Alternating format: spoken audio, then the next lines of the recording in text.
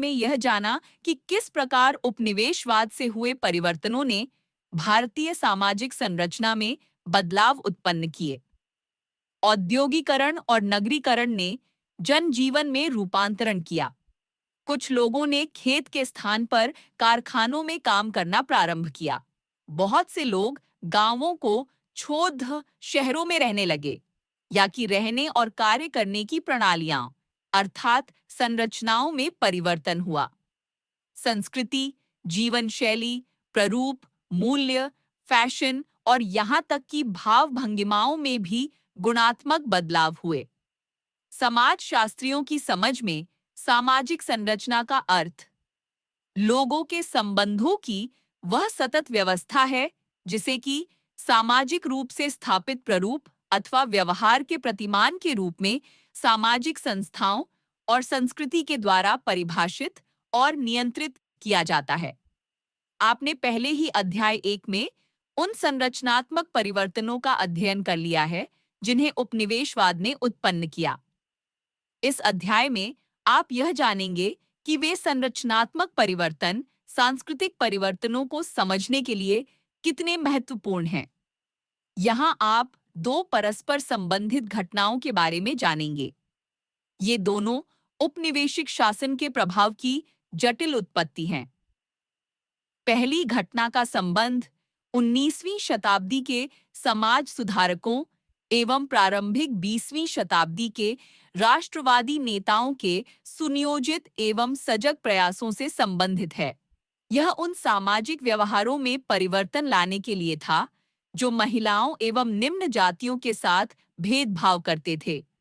दूसरी घटना उन कम सुनिश्चित परंतु निर्णायक परिवर्तनों से जुड़ी हुई है जो सांस्कृतिक व्यवहारों में हुए और जिन्हें संस्कृतिकरण, आधुनिकीकरण, लौकिकीकरण एवं पश्चिमीकरण की 4 प्रक्रियाओं के रूप में समझा जा सकता है। ये बात बड़ी दिलचस्प है कि संस्कृतिकरण की प्रक्रिया उपनिवेशवाद की शुरुआत से पहले से होती रही, जबकि बाद की 3 प्रक्रियाएं वास्तव में भारत के लोगों की वह जटिल प्रतिक्रिया है जो उपनिवेशवाद से हुए परिवर्तनों के कारण हुई। 2.1 19वीं और 20वीं शताब्दी के प्रारंभ में हुए समाज सुधार आंदोलन। राजा राममोहन राय, पंडिता रमाबाई, सर सैयद अहमद खां, आप जान चुके हैं कि उपनिवेशवाद ने हमारे जीवन पर दूरगामी प्रभाव डाले। 19वीं सदी में हुए समाज सुधार आंदोलन उन चुनौतियों के जवाब थे जिन्हें औपनिवेशिक भारत महसूस कर रहा था। आप संभवतः उन सभी सामाजिक पहलों से अवगत हों जिन्हें भारतीय समाज में सामाजिक कुरीति माना जाता था। उन सामाजिक कुरीतियों से भारतीय समाज बुरी तरह से ग्रस्त था। सती प्रथा, बाल विवाह, विधवा पुनर्विवाह, निषेध और जाति भेद कुछ इस प्रकार की कुरीतियां थीं। ऐसा नहीं है कि उपनिवेशवाद से पूर्व भारत में इन सामाजिक भेदभावों के विरुद्ध संघर्ष न हुए हों। ये बौद्ध धर्म के केंद्र में थे। ऐसे कुछ प्रयत्न मुख्यतः भक्ति एवं सूफी आंदोलनों के केंद्र में भी थे। 19वीं सदी में हुए समाज सुधारक आधुनिक संदर्भ एवं मिश्रित विचारों से संबद्ध थे। यह प्रयास पश्चिमी उदारवाद के आधुनिक विचार एवं प्राचीन साहित्य के प्रतीक नई दृष्टि के मिले-जुले रूप में उत्पन्न हुए। बॉक्स 2.1 मिश्रित विचार। राममोहन राय ने सती प्रथा का विरोध करते हुए न केवल मानवीय व प्राकृतिक अधिकारों से संबंधित आधुनिक सिद्धांतों का हवाला ही नहीं दिया, बल्कि उन्होंने हिंदू शास्त्रों का भी संदर्भ दिया। रानाडे ने विधवा विवाह के समर्थन में शास्त्रों का संदर्भ देते हुए the text of the Hindu law, जिसमें उन्होंने विधवाओं के पुनर्विवाह को नियम के अनुसार बताया। इस संदर्भ में उन्होंने वेदों के उन पक्षों का उल्लेख किया जो विधवा पुनर्विवाह को स्वीकृति प्रदान करते हैं और उसे शास्त्र सम्मत मानते हैं। शिक्षा की नई प्रणाली में आधुनिक और उदारवादी प्रवृत्ति थी। यूरोप में हुए पुनर्जागरण, धर्म सुधारक आंदोलन और प्रबोधन आंदोलन से उत्पन्न साहित्य को सामाजिक विज्ञान और भाषा साहित्य में सम्मिलित किया गया। इस नए प्रकार के ज्ञान में मानवतावादी, पंथनिरपेक्ष और उदारवादी प्रवृत्तियां थीं। सर सैयद अहमद खान ने इस्लाम की विवेचना की और उसमें स्वतंत्र अन्वेषण की वैधता, इज्तिहाद का उल्लेख किया। उन्होंने कुरान में लिखी गई बातों और आधुनिक विज्ञान द्वारा स्थापित प्रकृति के नियमों में समानता जाहिर की। कंदुकीरी वीरेशलिंगम की पुस्तक द सोर्स ऑफ नॉलेज में नव्य न्याय के तर्कों को देखा जा सकता है। उन्होंने जूलियस हक्सले द्वारा लिखे ग्रंथों को भी अनुवादित किया। समाजशास्त्री सतीश सबरवाल ने औपनिवेशिक भारत में आधुनिक प्रवर्तनों की रूपरेखा से जुड़े निम्नलिखित 3 पहलुओं की विवेचना की है: संचार माध्यम, संगठनों के स्वरूप तथा विचारों की प्रकृति। नई प्रौद्योगिकी ने संचार के विभिन्न स्वरूपों को गति प्रदान की। प्रिंटिंग प्रेस, टेलीग्राफ तथा बाद में माइक्रोफोन, लोगों के आवागमन एवं पानी के जहाज तथा रेल के आने से यह संभव हुआ। साथ ही रेल से वस्तुओं के आवागमन में नवीन विचारों को तीव्र गति प्रदान करने में सहायता प्रदान की। इससे नए विचारों को भी जैसे पंख लग गए। भारत में पंजाब और बंगाल के समाज सुधारकों के विचार विनिमय मद्रास और महाराष्ट्र के समाज सुधारकों से होने लगे। बंगाल के केशव चंद्र सेन ने 1864 में मद्रास का दौरा किया। पंडिता रमाबाई ने देश के अनेक क्षेत्रों का दौरा किया। इनमें से कुछ ने तो विदेशों का भी दौरा किया। ईसाई मिशनरी तो सुदूर क्षेत्रों जैसे आज के नागालैंड, मिजोरम और मेघालय में भी गए। थर्ड पार्टी आधुनिक सामाजिक संगठनों जैसे बंगाल में ब्रह्म समाज और पंजाब में आर्य समाज की स्थापना हुई। 1914 ईस्वी में अंजुमन ए ख्वातीन ए इस्लाम की स्थापना हुई। ये भारत में मुस्लिम महिलाओं की राष्ट्र स्तरीय संस्था थी। समाज सुधारकों ने सभाओं व गोष्ठियों के अलावा जनसंचार के माध्यम जैसे अखबार, पत्रिका आदि के माध्यम से भी सामाजिक विषयों पर वाद विवाद जारी रखा। समाज सुधारकों द्वारा लिखे हुए विचारों का अनेक भाषाओं में अनुवाद भी हुआ। उदाहरण के लिए विष्णु शास्त्री ने सन 1868 में, इंदु प्रकाश ने विद्यासागर की पुस्तक का मराठी अनुवाद प्रकाशित किया। वीरेशलिंगम, विद्यासागर, ज्योतिबा फुले स्वतंत्रता एवं उदारवाद के नवीन विचार, परिवार रचना एवं विवाह से संबंधित नए विचार, मां एवं पुत्री की नवीन भूमिका एवं परपंरा एवं संस्कृति में स्वचेतन गर्व के नवीन विचार आए। शिक्षा के मूल्य अत्यंत महत्वपूर्ण हुए। यह समझा गया कि राष्ट्र का आधुनिक बनना जरूरी है, लेकिन प्राचीन विरासत को बचाए रखना भी जरूरी है। महिलाएं की शिक्षा के विषय में भी व्यापक बहस हुई। यह महत्वपूर्ण है कि समाज सुधारक ज्योतिबा फुले, इन्हें ज्योतिबा भी कहा जाता है, ने पुणे में महिलाओं के लिए पहला विद्यालय खोला।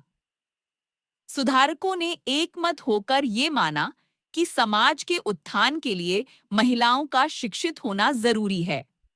उनमें से कुछ का ये भी विश्वास था कि आधुनिकता के उदय से पहले भी भारत में स्त्रियां शिक्षित हुआ करती थीं। लेकिन बहुत से विचारकों ने इसका खंडन करते हुए यह माना कि महिला शिक्षा कुछ विशेष अधिकार प्राप्त समूहों को ही प्राप्त थी। इस प्रकार महिलाओं की शिक्षा को न्यायोचित ठहराने के विचारों को आधुनिक व पारंपरिक दोनों ही विचारधाराओं का समर्थन मिला। सुधारकाय ने आधुनिकता और परंपरा पर विस्तृत वाद विवाद भी किए।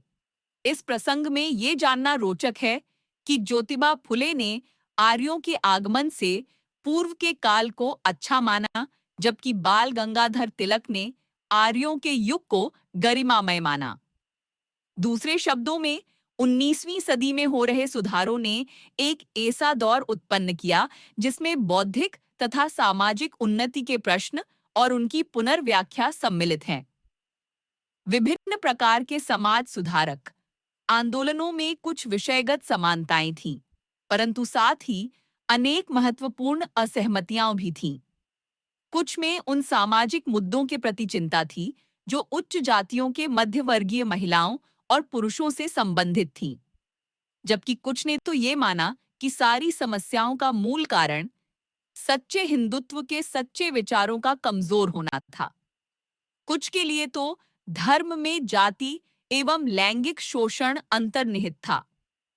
ये तो हिंदू धर्म से संबंधित समाज सुधारक वाद विवाद था।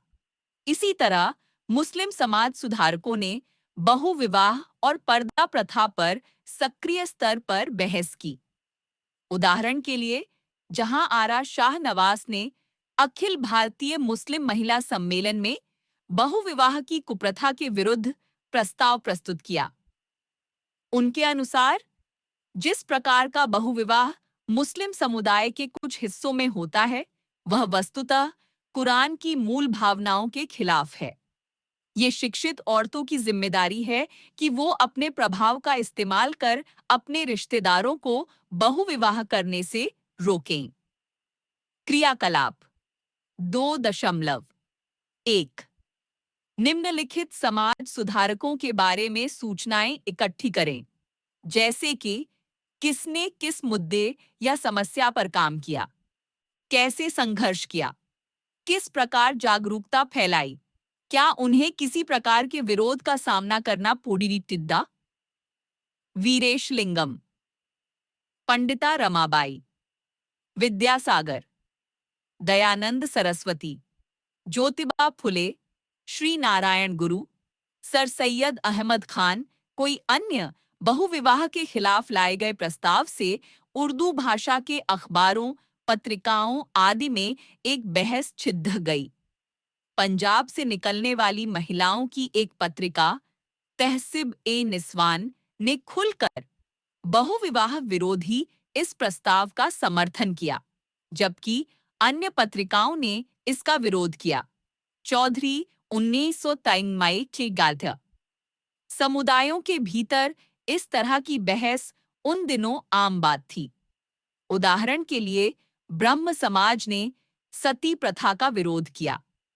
प्रतिवाद में बंगाल में हिंदू समाज के रूढ़िवादियों ने धर्म सभा का गठन किया, जिसकी तरफ से ब्रिटिश सरकार को एक याचिका भेजी गई।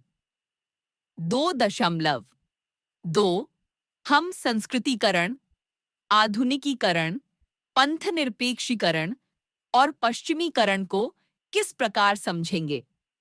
इस अध्याय में इन चारों अवधारणाओं संस्कृतिकरण, आधुनिकीकरण, पंथनिरपेक्षीकरण एवं पश्चिमीकरण का विभिन्न वर्गों में अध्ययन किया गया है। जैसे जैसे हम अपनी विवेचना में आगे बढ़ेंगे, हम पाएंगे कि ये चारों अवधारणाएं कहीं न कहीं एक दूसरे से संबंधित हैं और कई स्थितियों में एक साथ पाई जाती हैं। ये कई स्थितियों में अलग-अलग ढंग से सक्रिय होती हैं। यह आश्चर्यजनक नहीं कि एक ही व्यक्ति एक जगह पर आधुनिक होता है तो दूसरी भिन्न स्थिति में वो पारंपरिक भी होता है। इस प्रकार की स्थिति भारतवर्ष में तथा अन्य अनेक गैर पाश्चात्य देशों में स्वाभाविक है। क्रियाकलाप 2.2 समाजशास्त्र में इनका अर्थ पढ़ने के पूर्व यह रुचिकर होगा कि आप कक्षा में निम्नलिखित शब्दों का क्या अर्थ है पर विचार करें। आप किस तरह के व्यवहार को निम्नलिखित रूप में परिभाषित करेंगे? पश्चिमी, आधुनिक, धर्मनिरपेक्ष, सांस्कृतिक। क्यों? इस अध्याय को पढ़ने के बाद पुनः क्रियाकलाप 2.2 पर आए। क्या आप इन शब्दों के सामान्य अर्थ एवं समाजशास्त्रीय अर्थ में कोई अंतर पाते हैं? लेकिन आप जानते हैं कि समाजशास्त्र की विषय वस्तु प्राकृतिक विश्लेषण पर आधारित नहीं है। जैसा कि आपने पुस्तक 1 अध्याय 1 NCTER 2006 में पी आहा है। पिछले अध्याय में आपने जाना था कि औपनिवेशिक आधुनिकता में आंतरिक विरोधाभास था। उदाहरण के लिए पश्चिमी शिक्षा को लें। उपनिवेशवाद के दौरान अंग्रेजी शिक्षा से एक नए मध्य वर्ग का जन्म हुआ। अंग्रेजी भाषा में कुशल नए मध्यवर्गीय भारतीयों ने पश्चिम के अनेक दार्शनिकों के विचारों को पढ़ा जाना तथा उनके उदार प्रजातंत्र की अवधारणा से अवगत हुए। इन भारतीयों ने भारत को उदारता और प्रगतिशीलता के एक नए रास्ते पर लाने का सपना देखा, लेकिन फिर भी औपनिवेशिक शासन से भारतीय स्वाभिमान को चोट लगी, तो इन मध्यवर्गीय भारतीयों ने पारंपरिक ज्ञान और मेधा पर गर्व जताया। इस प्रवृत्ति को आप 19वीं सदी के सुधार आंदोलनों में भी देख चुके हैं। इस अध्याय में आपको स्पष्ट होगा कि आधुनिकता के कारण न केवल नए विचारों को राह मिली, बल्कि परंपरा पर भी पुनर्विचार हुआ और उसकी पुनर्विवेचना भी हुई। संस्कृति और परंपरा दोनाय का ही अस्तित्व सजीव है। मानव उन दोनों को ही सीखता है और साथ ही इनमें बदलाव लाता है। हम दैनिक जीवन से उदाहरण लेते हैं, जैसे आज के भारत में किस प्रकार से साधी या जैन सेम या सरोंग पहना जाता है।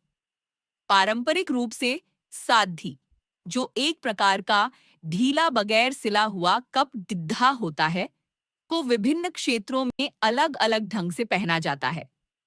आधुनिक युग में मध्यवर्गीय महिलाओं में साधी पहनने के एक मानक तरीके का प्रचलन हुआ, जिसमें पारंपरिक साधी को पश्चिमी पेटीकोट और ब्लाउज के साथ पहना जाने लगा। भारत की संरचनात्मक और सांस्कृतिक विविधता स्वतः प्रमाणित है। यह विविधता उन विभिन्न तरीकों को आकार देती है जिसमें आधुनिकीकरण या पश्चिमीकरण, संस्कृतिकरण या पंथनिरपेक्षीकरण विभिन्न समूहों के लोगों को अलग प्रभावित करते हैं या प्रभावित नहीं करते। इस पाठ के अगले पृष्ठों में आप इन भिन्नताओं को देखेंगे। स्थानाभाव के कारण हम इसकी विस्तृत व्याख्या नहीं करेंगे। आपसे अपेक्षा की जाती है कि आधुनिकीकरण के उन जटिल पक्षों को रेखांकित करें एवं उनका विवेचन करें, जिन्होंने देश के विभिन्न भागों में लोगों को प्रभावित किया अथवा एक ही क्षेत्र में विभिन्न जातियों एवं वर्गों को प्रभावित किया और एक ही वर्ग अथवा समुदाय से संबंधित पुरुषों एवं महिलाओं को प्रभावित किया। कॉलर्ड ब्लाउजेस, आधुनिकता एवं परंपरा का मिश्रण। क्रियाकलाप 2.3 कुछ इस प्रकार के अन्य उदाहरणों का उल्लेख करें जो आप दिन प्रतिदिन की जिंदगी में और व्यापक स्तर पर पाते हैं। मेरे पिता के कपड़े उनके अंदर की जिंदगी बहुत अच्छी तरह से प्रतिबिंबित करते हैं। He was a South Indian Brahmin gentleman. He wore neat white turbans, a Sri Vaisnava caste mark, yet wore tootle ties, crowman's buttons and collar studs, and donned English serge jackets over his muslin dhotis, which he wore draped in traditional Brahmin style. Source: A.K. Ramanujan in Marriott ed. 1990 42 2.3 सामाजिक परिवर्तन के विभिन्न प्रकार। संस्कृतिकरण।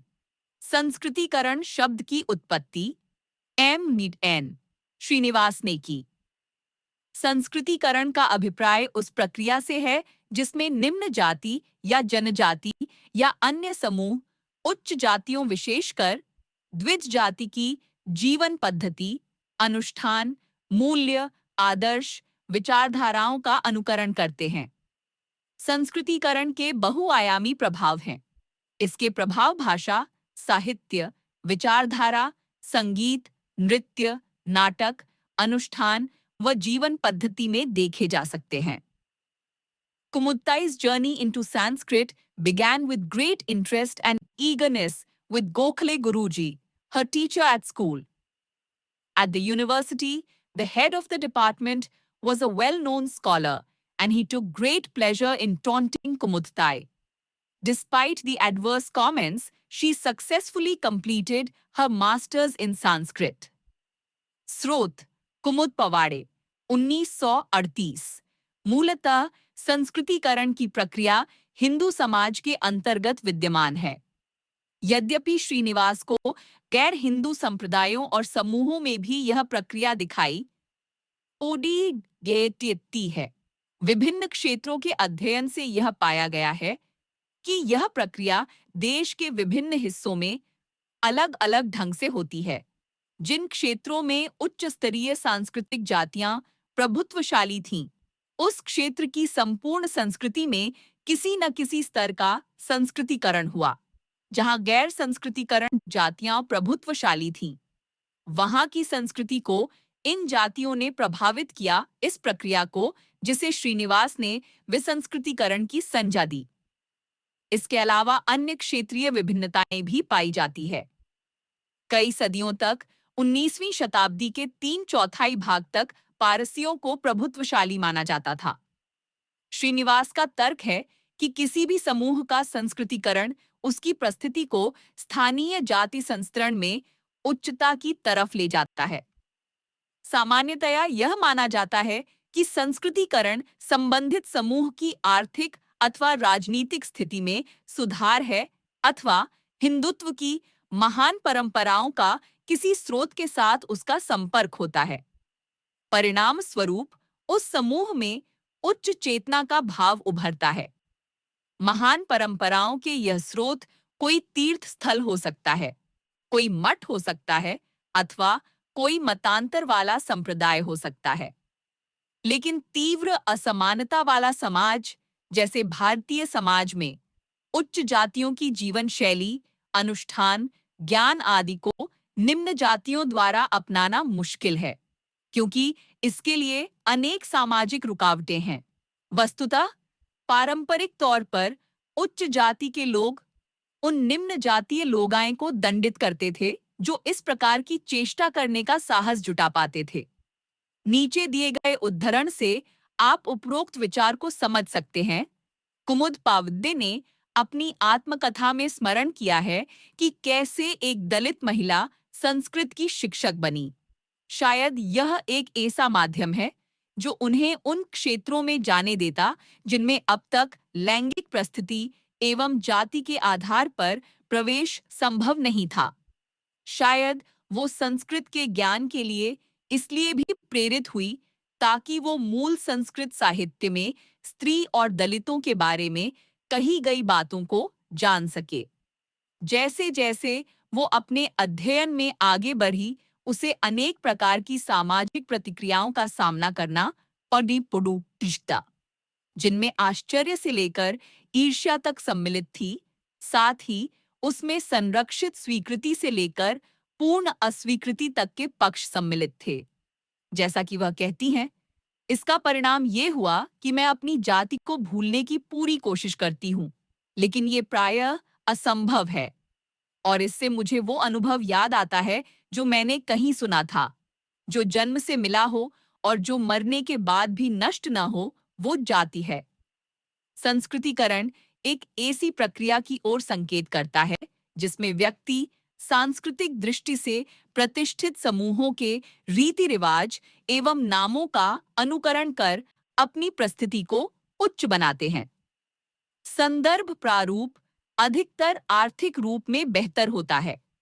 दोनों ही स्थितियों में यह संकेत विद्यमान है कि जब व्यक्ति धनवान होने लगते हैं तो उनकी आकांक्षाओं और इच्छाओं को प्रतिष्ठित समूह भी स्वीकारने लगते हैं। संस्कृतिकरण की अवधारणा की अनेक स्तरों पर आलोचना की गई है। सर्वप्रथम, इस अवधारणा की आलोचना में यह कहा जाता है कि इसमें सामाजिक गतिशीलता, निम्न जाति का सामाजिक स्त्रीकरण में ऊर्ध्वगामी परिवर्तन करती है को बढ़ा चढ़ाकर बताया गया है। इस प्रक्रिया से कोई संरचनात्मक परिवर्तन न होकर केवल कुछ व्यक्तियों का स्थिति परिवर्तन होता है। दूसरे शब्दों में इसका मतलब यह है कि कुछ व्यक्ति असमानता पर आधारित सामाजिक संरचना में अपनी स्थिति में तो सुधार कर लेते हैं, लेकिन इससे समाज में व्याप्त असमानता व भेदभाव समाप्त नहीं हो जाते। दूसरा आलोचनात्मक पक्ष यह है कि इस अवधारणा की विचारधारा में उच्च जाति की जीवन शैली उच्च एवं निम्न जाति के लोगों की जीवन शैली निम्न है। अतः उच्च जाति के लोगों की जीवन शैली का अनुकरण करने की इच्छा को वांछनीय और प्राकृतिक मान लिया गया है।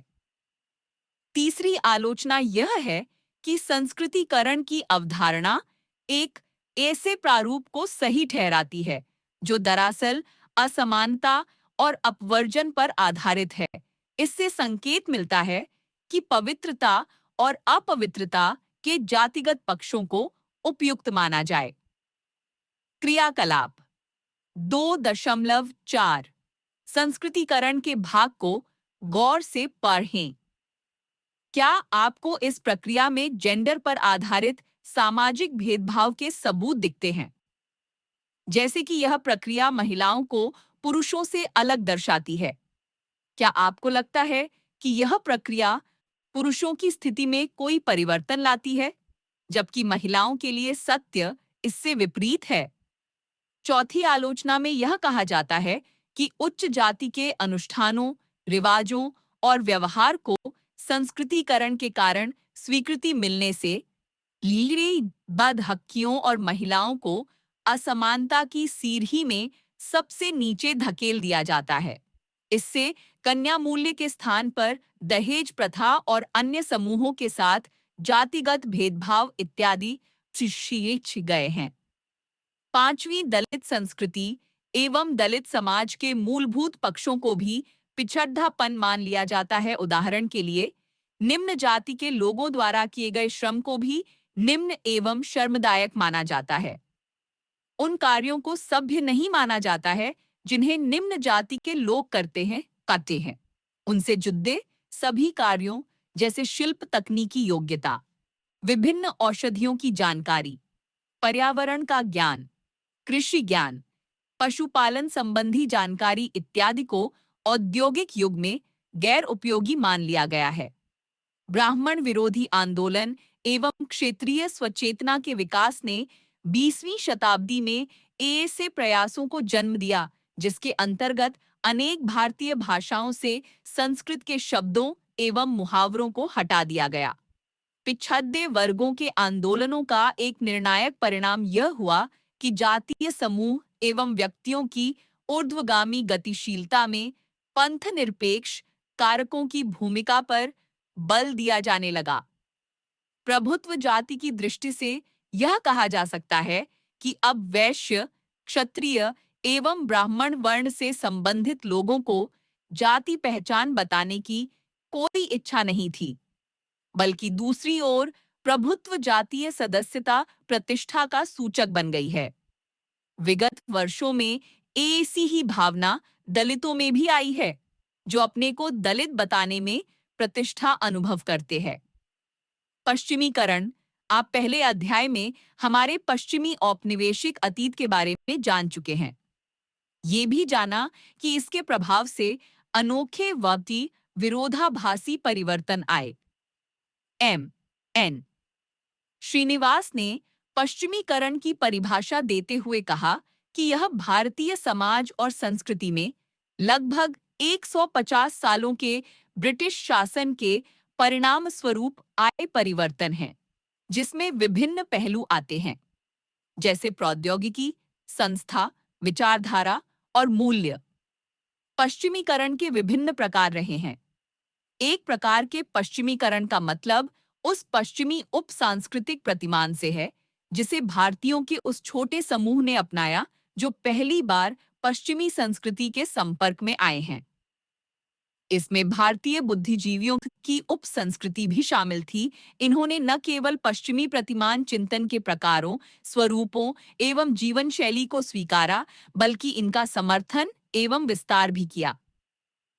19वीं सदी के अनेक समाज सुधारक इसी प्रकार के थे। दिए गए बॉक्सों से आपको विभिन्न प्रकार के पश्चिमीकरण के बारे में ज्ञान होगा। क्रियाकलाप 2.5।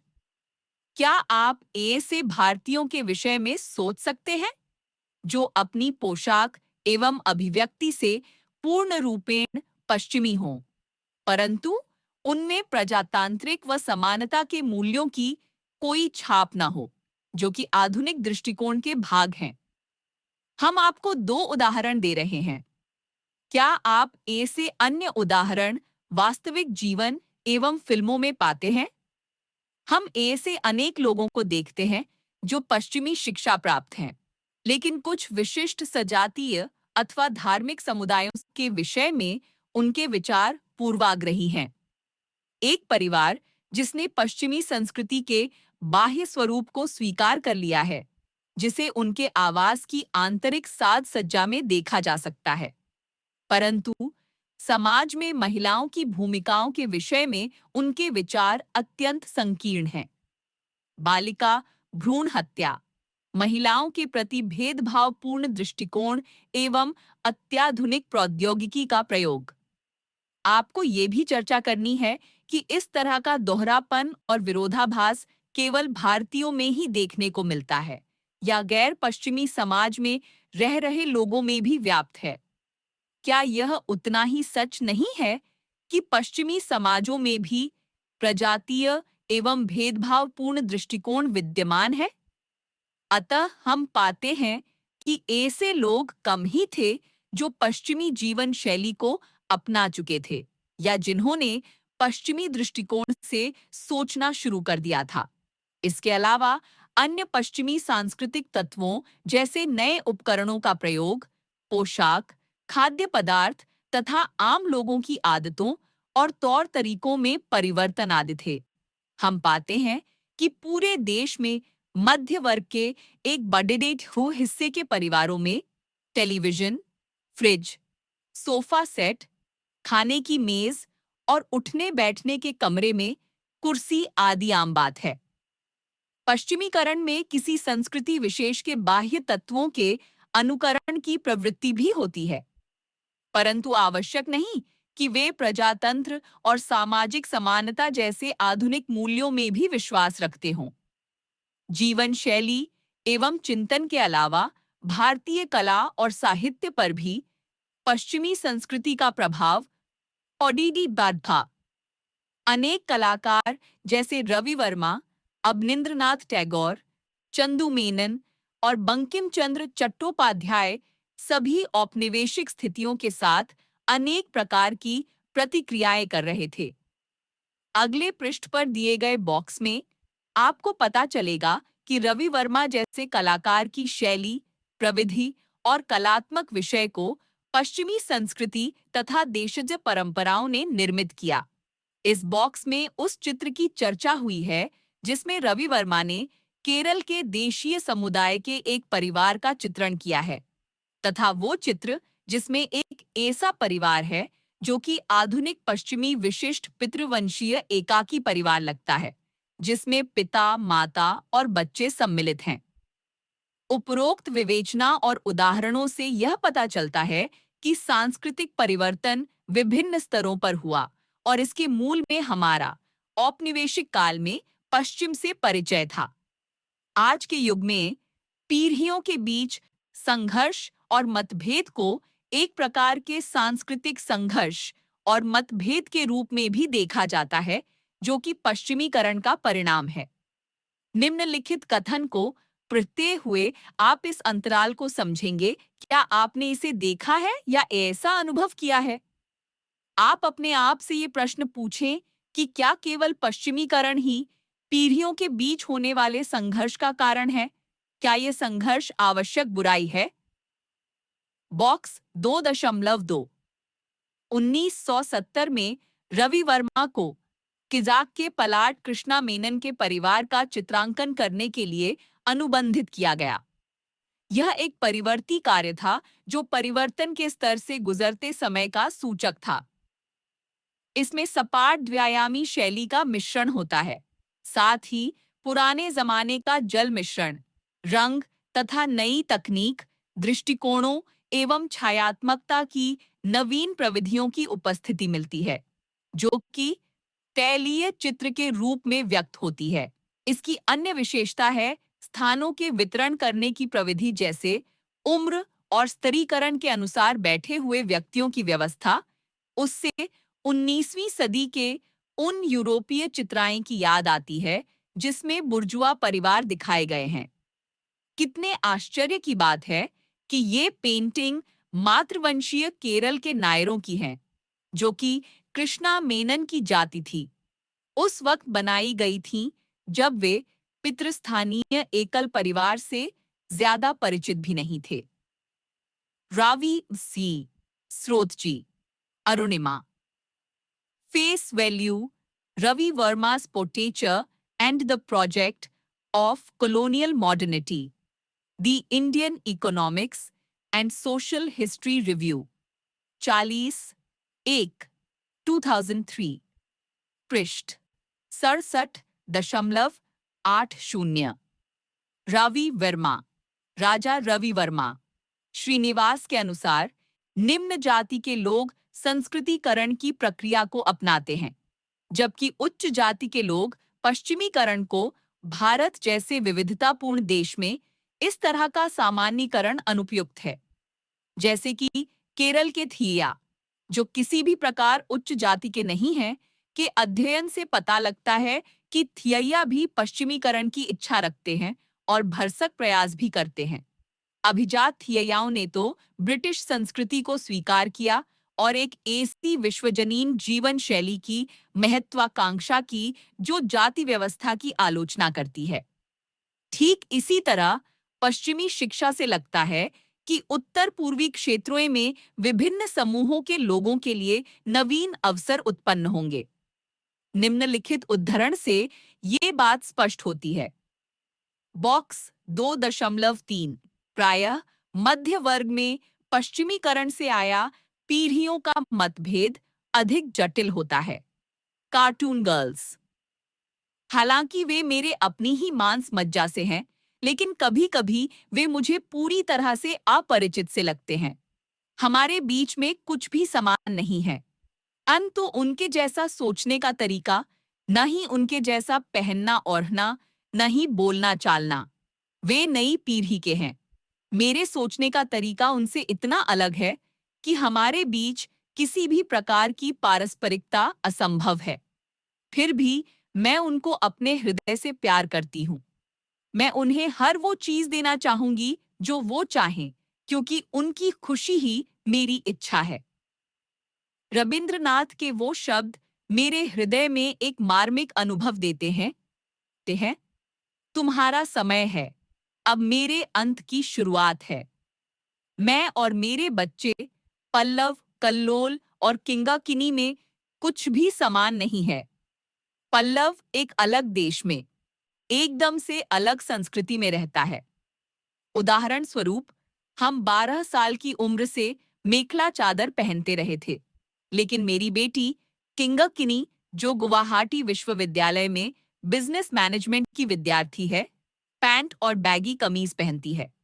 और कल्लोल को अपने चेहरे पर उलझे हुए बाल रखना अच्छा लगता है। जब मैं मीरा के भजन सुनना चाहती हूँ, कल्लोल और किंकिनी व्हिटनी हस्टन के पॉप गीत सुनना पसंद करते हैं। कभी कभार जब मैं बरगीत की कुछ लाइनें गाने की कोशिश करती हूँ, किंकिनी अपने गिटार पर पश्चिमी धुन बजाना चाहती है।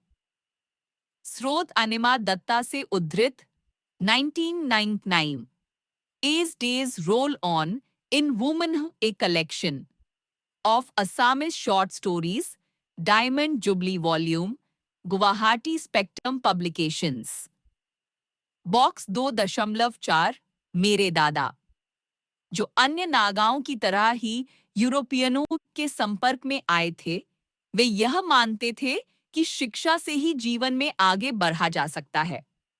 उन्होंने अपने बच्चों के लिए वैसा ही जीवन चाहा जैसा उन्होंने ब्रिटिश प्रशासकों और मिशनरियों को जीते देखा। उन्होंने मेरी माँ को पहले असम के पास वाले स्कूल में, फिर दूर शिमला भेजा, ताकि वे शिक्षित हो जाएं। मेरी माँ को गांव के एक शिक्षित आदमी ने बताया कि मेरी माँ PhD लिखकर वैसी ही औरत बन सकती है जिसने सारी दुनिया के सामने अपना भाषण दिया था। यह औरत थी विजय लक्ष्मी पंडित, पंडित नेहरू की बहन, जिन्होंने संयुक्त राष्ट्र संघ में भारत का प्रतिनिधित्व किया था। मेरे पिता ने स्वयं को स्कूल व कॉलेज की शिक्षा दिलाने के लिए कठिन परिश्रम किया था। अपनी मेधावी बुद्धि के कारण ही वह शिलांग में कॉलेज की पढ़ाई कर पाए। मेरे माता-पिता की पीढ़ी के सब लोगों ने, जो सक्षम थे, अंग्रेजी शिक्षा को लक्ष्य बनाया। उनके लिए यह एक प्रकार से ऊर्ध्वगामी विकास का रास्ता था। अंग्रेजी की शिक्षा ने इस क्षेत्र में, जहां रहने वाली जनजाति में प्रत्येक 20 किलोमीटर पर एक भिन्न भाषा बोली जाती है, भिन्न भाषा भाषी लोगों को आपस में तथा दुनिया के साथ जोड़ा। अब वो एक भाषा के माध्यम से बातें कर सकते थे और विचारों का आदान प्रदान कर सकते थे। ये शिक्षित लोग अपने लोगों की आवाज बन गए तथा उन्होंने अंग्रेजी को राजकीय प्रशासकीय भाषा बनाया। आव 2005-111।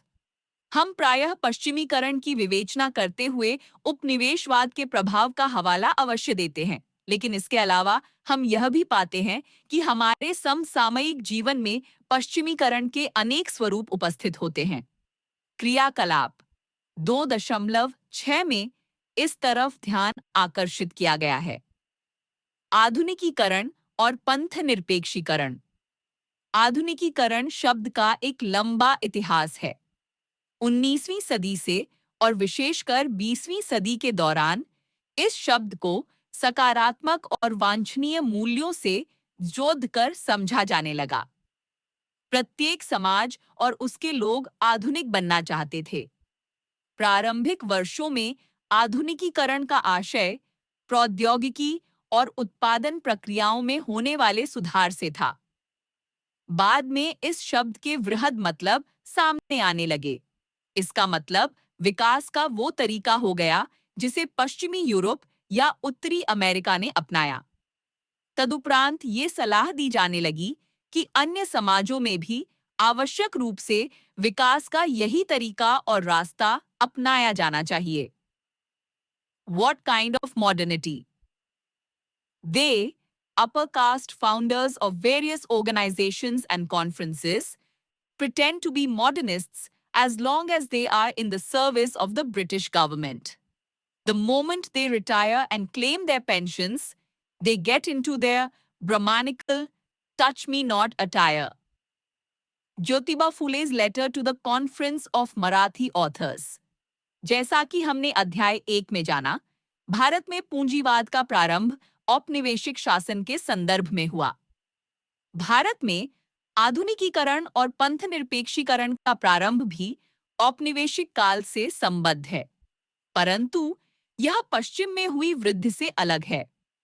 भारतीय अनुभव इन मामलों में पश्चिमी अनुभव से गुणात्मक रूप से भिन्न लगता है। इसके साक्ष्य के तौर पर आप 19वीं सदी में हुए समाज सुधारक आंदोलनों का स्मरण कर सकते हैं, जिसके बारे में इस पाठ के पूर्व में बताया गया था। हम पश्चिमीकरण और समाज सुधार आंदोलनों में एक स्पष्ट संबंध पाते हैं। अब आगे हम भारतीय संदर्भ में आधुनिकीकरण और पंथ निरपेक्षीकरण की चर्चा एक साथ करेंगे, क्योंकि ये दोनों प्रक्रियाएं परस्पर संबंधित हैं। ये दोनों ही आधुनिक विचारों का हिस्सा हैं। समाजशास्त्रियों ने आधुनिकीकरण की प्रक्रिया की परिभाषा करते हुए इसके तत्वों को सामने लाने का प्रयास किया है।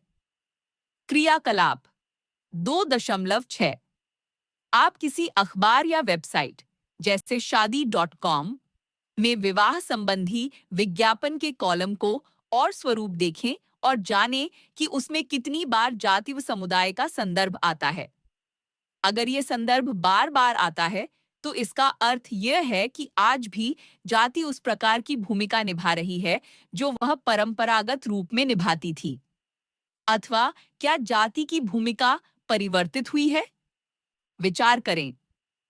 आधुनिकता का मतलब ये समझ में आता है कि इसके समक्ष सीमित, संकीर्ण स्थानीय दृष्टिकोण कमजोर पुड़ी दिए जाते हैं और सार्वभौमिक प्रतिबद्धता और विश्वजनीन दृष्टिकोण, यानी कि समूचे विश्व का नागरिक होना, ज्यादा प्रभावशाली होता है। इसमें उपयोगिता, गणना और विज्ञान की सत्यता को भावुकता, धार्मिक पवित्रता और अवैज्ञानिक तत्वों के स्थान पर महत्व दिया जाता है। इसके प्रभाव में सामाजिक तथा राजनीतिक स्तर पर व्यक्ति को प्राथमिकता दी जाती है, न कि समूह को। इसके मूल्यों के मुताबिक मनुष्य ऐसे समूह संगठन में रहते और काम करते हैं जिसका चयन जन्म के आधार पर नहीं बल्कि इच्छा के आधार पर होता है। इसमें भाग्यवादी प्रवृत्ति के ऊपर ज्ञान तथा नियंत्रण क्षमता को प्राथमिकता दी जाती है और यही मनुष्य को उसके भौतिक तथा मानवीय पर्यावरण से जोड़ आता है। अपनी पहचान को चुनकर अर्जित किया जाता है, न कि जन्म के आधार पर। इसका मतलब यह भी है कि कार्य को परिवार, गृह और समुदाय से अलग कर नौकरशाही संगठन में शामिल किया जाता है। रूडोल्फ और रूडोल्फ 1967। दूसरे शब्दों में, लोग स्थानीय सीमाबद्ध विचारों से प्रभावित न होकर सार्वभौमिक जगत व उसके मूल्यों को मानते हैं। आपका व्यवहार और विचार आपके परिवार या जनजाति या जाति या समुदाय द्वारा तय नहीं होंगे। आपको अपना व्यवसाय अपनी पसंद से चुनने की स्वतंत्रता होती है, न कि यह विवशता कि जो व्यवसाय आपके माता-पिता ने किया, वही आप भी करें। कार्य का चुनाव आपकी इच्छा पर आधारित है, न कि जन्म पर। आप कौन हैं से आपकी पहचान आपकी अर्जित उपलब्धियों से बनती है। वैज्ञानिक प्रवृत्तियों को मान्यता प्राप्त होती है। तर्क को महत्ता मिलती है। आधुनिक पश्चिम में पंथ निरपेक्षीकरण का मतलब ऐसी प्रक्रिया है जिसमें धर्म के प्रभाव में कमी आती है।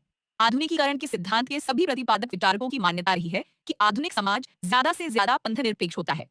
पंथ निरपेक्षीकरण के सभी सूचक मानव के धार्मिक व्यवहार, उनका धार्मिक संस्थानों से संबंध, जैसे चर्च में उनकी उपस्थिति, धार्मिक संस्थानों का सामाजिक तथा भौतिक प्रभाव और लोगों के धर्म में विश्वास करने की सीमा को विचार में लेते हैं। यह माना जाता है कि पंथ निरपेक्षीकरण के सभी सूचक आधुनिक समाज में धार्मिक संस्थानों और लोगों के बीच बढ़ती दूरी के साक्ष्य प्रस्तुत करते हैं। लेकिन हाल ही में धार्मिक चेतना में अभूतपूर्व वृद्धि और धार्मिक संघर्ष के उदाहरण सामने आए हैं। हालांकि अतीत की भांति एक विचार यह भी है कि आधुनिक युग धार्मिक जीवन को आवश्यक रूप से विलुप्त करेगा। यह विचार पूरी तरह से सच नहीं है।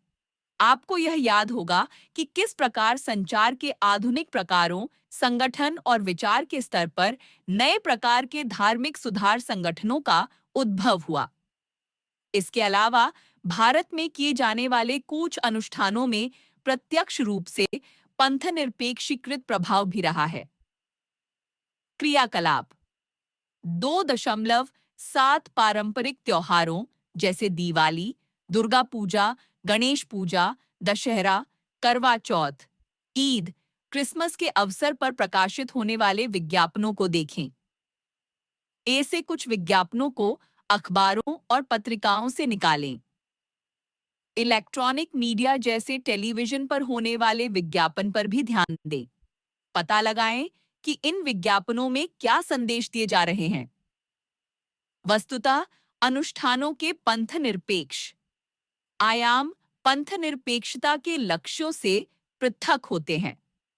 इनसे पुरुषों और महिलाओं को अवसर मिलता है कि वो अपनी मित्रों से और अपनी उम्र से बड़े लोगों से भी घुले मिलें और अपनी संपत्ति का भी कपड़े और जेवर पहनकर उनका प्रदर्शन करें। पिछले कुछ दशकों से अनुष्ठानों के आर्थिक, राजनीतिक और परिस्थिति आयामी पक्ष ज्यादा उभर कर सामने आए हैं। दिखावे की प्रवृत्ति को इस बात से समझा जा सकता है कि शादी ब्याह के अवसर पर घर के बाहर लगी मोटर कार की कतार और अति महत्वपूर्ण व्यक्ति बाईसीआई के मेहमान बनकर आने को उस परिवार की समृद्धि व विशेषता समझा जाता है।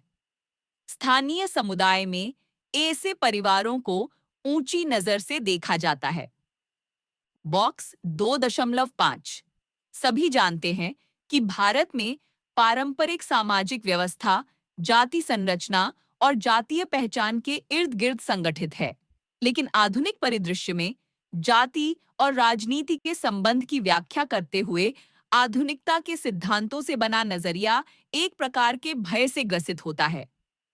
वह इस प्रश्न से शुरू होता है कि क्या जाति समाप्त हो रही है? निश्चित रूप से कोई भी सामाजिक व्यवस्था इस तरह समाप्त नहीं हो जाती। एक ज्यादा उपयोगी दृष्टि अलबत्ता यह होगी कि आधुनिक राजनीति के प्रभाव में जाति कौन सा रूप लेकर सामने आ रही है और जाति अभिमुखित समाज में राजनीति की क्या रूपरेखा है। जो लोग भारतीय राजनीति में जातिवाद की शिकायत करते हैं, दरअसल वो ऐसी राजनीति की खोज में हैं जिसका समाज में कोई आधार ही नहीं। राजनीति एक प्रतियोगात्मक प्रयास है जिसका उद्देश्य होता है शक्ति पर कब्जा कर कुछ निर्धारित लक्ष्यों की पूर्ति करना। एक महत्वपूर्ण बात संगठन का होना तथा सहायता का निरूपण है। जहां राजनीति जन आधारित हो, वहां ऐसे संगठन द्वारा जिससे जनसाधारण का जुड़ाव हो, सहायता का निरूपण किया जाता है। इसका तात्पर्य यह है कि जहां जातीय संरचना एक ऐसा संगठनात्मक समूह प्रदान करती है जिसमें जनसंख्या का एक बड़ी डिद्दा भाग निवास करता है, राजनीति को ऐसी ही संरचना के माध्यम से व्यवस्थित करने का प्रयत्न करना चाहिए।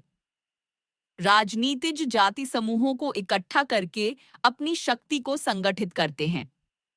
वहां जहां अलग प्रकार के समूह और संस्थाओं के अलग आधार होते हैं, राजनीतिज उन तक भी पहुंचते हैं और जैसे कि वे कहीं पर भी ऐसी संस्थाओं के स्वरूपों को परिवर्तित करते हैं, वैसे ही जाति के स्वरूपों को भी परिवर्तित करते हैं। के कोठारी 57 से 87 जाति के पंथ निरपेक्षीकरण का अर्थ किस तरह लिया जाए, इस पर भी जबरदस्त वाद विवाद होता रहा है।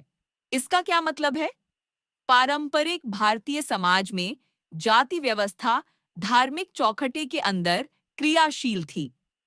पवित्र अपवित्र से संबंधित विश्वास व्यवस्था इस क्रियाशीलता का केंद्र थी। आज के समय में जाति एक राजनीतिक दबाव समूह के रूप में ज्यादा कार्य कर रही है। समसामयिक भारत में जाति संगठनों और जातिगत राजनीतिक दलों का उद्भव हुआ है। ये जातिगत संगठन अपनी मांग मनवाने के लिए दबाव डालते हैं। जाति की इस बदली हुई भूमिका को जाति का पंथ निरपेक्षीकरण कहा गया है। नीचे दिया गया बॉक्स इसे दर्शाता है। निष्कर्ष: इस अध्याय में भारत में सामाजिक परिवर्तन लाने वाले विभिन्न तरीकों को दर्शाया गया है। औपनिवेशिक अनुभवों के परिणाम दीर्घकालिक थे। इनमें से बहुत से अनैच्छिक और विरोधाभासी थे। आधुनिकता के पश्चिमी विचारों ने भारतीय राष्ट्रवादियों की काल्पनिकता को निर्मित किया। कुछ पारंपरिक शास्त्रों और ग्रंथों को एक नए दृष्टिकोण देने के लिए तत्पर हुए, जबकि एक अन्य समूह ने इन पारंपरिक ग्रंथों को अमान्य करार दिया। पश्चिमी सांस्कृतिक स्वरूपों की हमारे समाज में पैठ हुई। इसके अनुरूप ही एक नए प्रकार के सामाजिक व्यवहार के मानदंड सामने आए कि पुरुषों, स्त्रियों और बच्चों का आचरण किस प्रकार का हो। कलात्मक अभिव्यक्तियों में भी इसकी छाप नजर आई। हमारे समाज सुधार आंदोलनों और राष्ट्रीय आंदोलनों पर पाश्चात्य समानता और प्रजातंत्र के विचारों का गहरा प्रभाव। पोडिडाडा इन सबसे एक और जहां पश्चिमी विचारों को भारतीय समाज में स्वीकृति मिली, वहीं दूसरी तरफ भारतीय परंपरा पर प्रश्न किए गए तथा उसकी पुनर्व्याख्या की गई। अगला अध्याय भारत के प्रजातांत्रिक अनुभवों के बारे में है, जिसमें पुनः यह दर्शाया गया है कि कैसे एक अत्यधिक असमानता वाले समाज में समानता एवं सामाजिक न्याय के मूलभूत विचारों पर आधारित संविधान को लागू किया गया। इस अध्याय में पुनः दर्शाया गया है कि कैसे कुछ जटिल तरीकों से हमारे समाज में परपंरा और आधुनिकता को लगातार पुनर्परिभाषित किया। प्रश्नावली 1 संस्कृतिकरण पर एक आलोचनात्मक लेख लिखें। 2 पश्चिमीकरण का साधारणतः मतलब होता है पश्चिमी पोशाकों व जीवन शैली का अनुकरण। क्या पश्चिमीकरण के दूसरे पक्ष भी हैं? क्या पश्चिमीकरण का मतलब आधुनिकीकरण है? चर्चा करें। 3 लघु निबंध लिखें। संस्कार और पंथ निरपेक्षीकरण, जाति और पंथ निरपेक्षीकरण, जेंडर और संस्कृतिकरण। संदर्भ ग्रंथ Ramanujan A K 1990 is there an Indian way of thinking ho an informal ESC in merit make him India through Hindu category essays New Delhi Abraham Janaki 2006 the stain of fight lies in Memories and Fight Main is Relative Z. Main and Masculinity Volume. 9. Number